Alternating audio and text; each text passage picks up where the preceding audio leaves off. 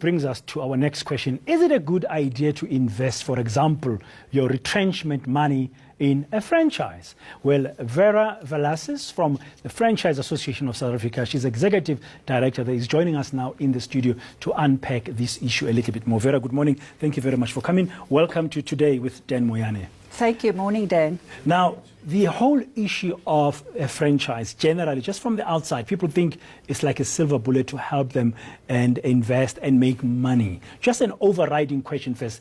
Is that the case? Well, franchising is a very successful business model, but there are no guarantees in business. So like with any business that one considers investing in, you need to do your homework very thoroughly. Do you need to have a business acumen to be able to invest in a franchise? I think the most important thing is to have a passion for the business that you want to get involved in. I think the issues in terms of expertise, knowledge, training, all of that, the franchise company would take you through as a franchisee. But if you have a love and a passion for the product or the industry, I think that you're well on your way to become a successful franchisee. There's different types of franchise, as we know, in the country. I mean, there's the food ones and the others. Just overall, in your membership, you've got a nice, solid membership base. What kind of sectors of economic activity do they cover? Well, there are 14 different business sectors in the franchise industry in South Africa, and the most important ones come from retail, of course, and then also quick service restaurants and fast food outlets. So those are the biggest sectors in franchising, but there are also sectors like education, business to business, personal services. I mean, the list is just endless. Is it a successful enterprise overall? I mean, you are the association. I'm sure you represent the best interests of this sector. Is it a successful sector? Franchising is very successful, as can be seen if you look around the world. It's a very old business model. It's got a very well-proven track record. And yes, as I said, there are pitfalls, but overall, franchising is a successful I guess like any model. business, there'll be risks, and you have to work out how you want to mitigate them. But for starters, you must have some capital to lay out. Yes, of course. Most franchises would ask for unencumbered cash up front. And that is also an issue that we're talking to government about, because disadvantaged and previously disadvantaged individuals sometimes find it very tricky to find unencumbered cash to get involved in. Are there private equity funds or venture capital funds that you've known or you're aware of your members who've gone to them for funding when they start to add to whatever pot of money they might have after, for instance, being retrenched? Look, there are funders. There are also development funders. For example, CIFA, the Franchise Association, partnered with CIFA to specifically pave the way for franchisees to get funding to get involved in the industry. At a very basic level, if somebody's watching this and they think, okay, I think I'm going to be retrenched, or even I'm going to retire and I've got a lump sum, what should the basic things they think about before they even think about franchising? You did mention one earlier. You must have passion for that particular sector you're going into. What else? I think one also needs to look at the support structure that you have in place. If you go into a business, it's a 24-hour commitment. It's 7 days and nights a week. Your business may close at 5 o'clock, but there's admin and many, many other issues that you as a business owner need to look at and spend time on. So you need to ask yourself, would my family understand that I may be absent for a while until I settle my business and I understand this business? So it's very important to start with that. Also, are you a healthy individual? Do you have the energy, and you can you put the hours in that it would take to make that business successful? And in terms of projections, I mean, you don't make profit in year one, do you?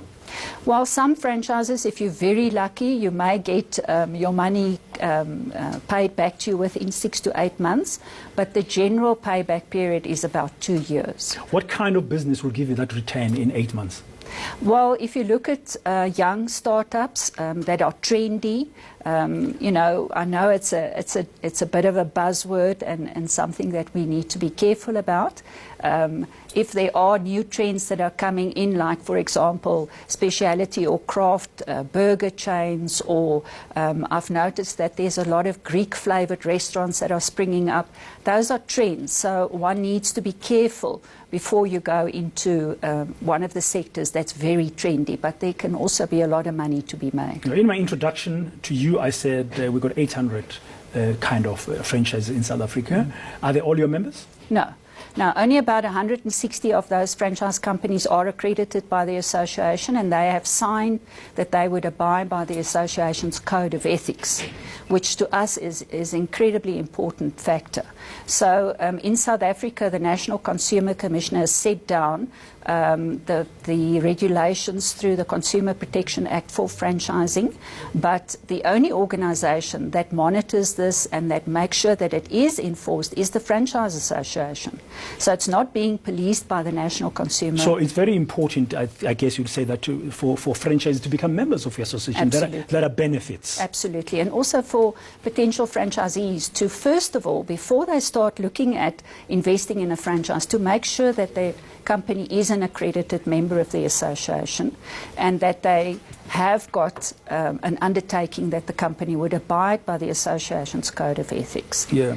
Now, finally, Vera, just to get to recap, I mean, it's not like you're going to be successful if you join, but there's a possibility you will be, depending how you approach the business, the risks, the awareness you are, and also the passion for whatever you are doing. Now, most of the franchisees in South Africa, like KFC, they're global. Correct. They're multinationals, and those that we know, that we see, that are visible in the retail space. Are there any original South African franchisees? There are many. Now, if you look at the franchise industry in South Africa, only about 12% of our industry is made up of foreign franchises. So the vast majority of franchising in South Africa are homegrown brands, and That's many good. of them, 88% South Africans. and many of them have crossed our shores to trade on the African continent and also globally. So yes, there are many successful franchises that trade all over the world. Somebody's been watching this and thinking, yeah, I'm about to get a lump sum of sorts. Can they come to your association for advice? Absolutely. We've got actually a help desk, which is an online help desk on our website, and it addresses most of the questions that we think potential franchisees would ask, but our email address is there, and we welcome any inquiries from the public. And your official name is the Franchise Association of South Africa? That's correct, yes. Thank you very much, Vera. So somebody will check you out. That's Vera Valasis, Executive Director from the Franchise Association of South Africa.